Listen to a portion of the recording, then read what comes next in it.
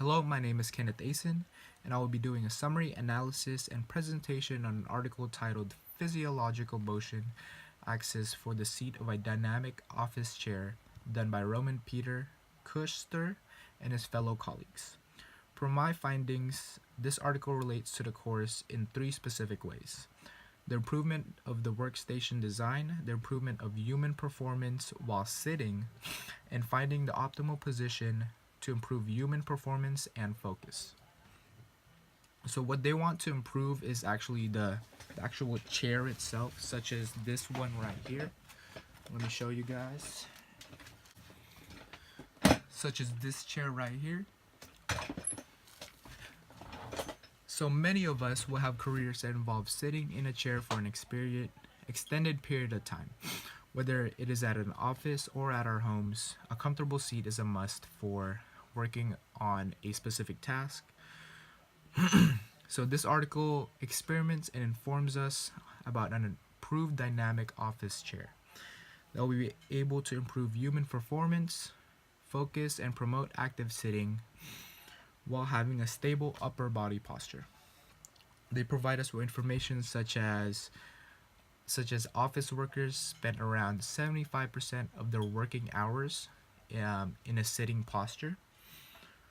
With this statistic, the risk of lower back pain and increases as the amount of time a person is sitting increases as well. They researched that supporting spinal motion and active sitting is better for the spine than fixed postures such as sitting on an office chair. In order to promote the active sitting with the stable upper body posture, their study experiments on an additional degree of freedom for the dynamic office chair, more specifically adding the degree of freedom on the actual seat of the chair itself. So from further research, they concluded that spinal motion while a person is actively walking is the spinal motion they want on the chair motion. So think about it like this. If a person is walking, their spinal motion is the same motion you want on a chair if you were sitting on it. They concluded that was the best spinal motion that would improve human performance and focus while you are sitting. So they tested out a pool of volunteers consisted of people without any back or neck pain over the last year and people who also had a history of spine and back surgeries. So they tested three different types of chairs on them.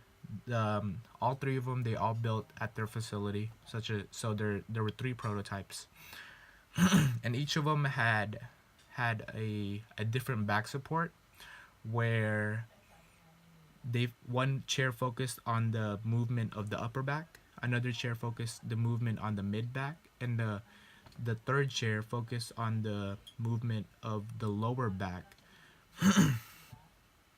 So from the result that came out, the optimal placing and the best chair that they chose was the third chair, and they said that the optimal position would be around the 11th thoracic vertebrae, which is around right here in this location of your back.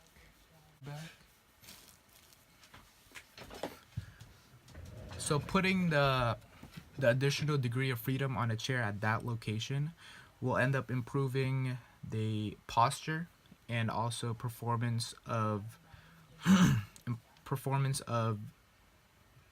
prolonged sitting, as to where it would increase performance and focus of the worker.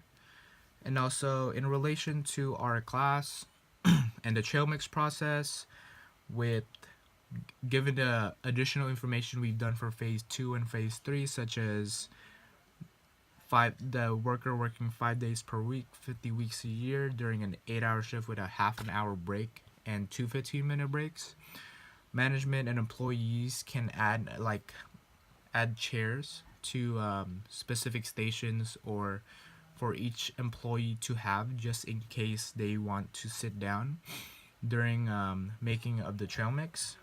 So they have the choice of sitting or standing. Sitting, the benefits are decrease of fatigue within the legs.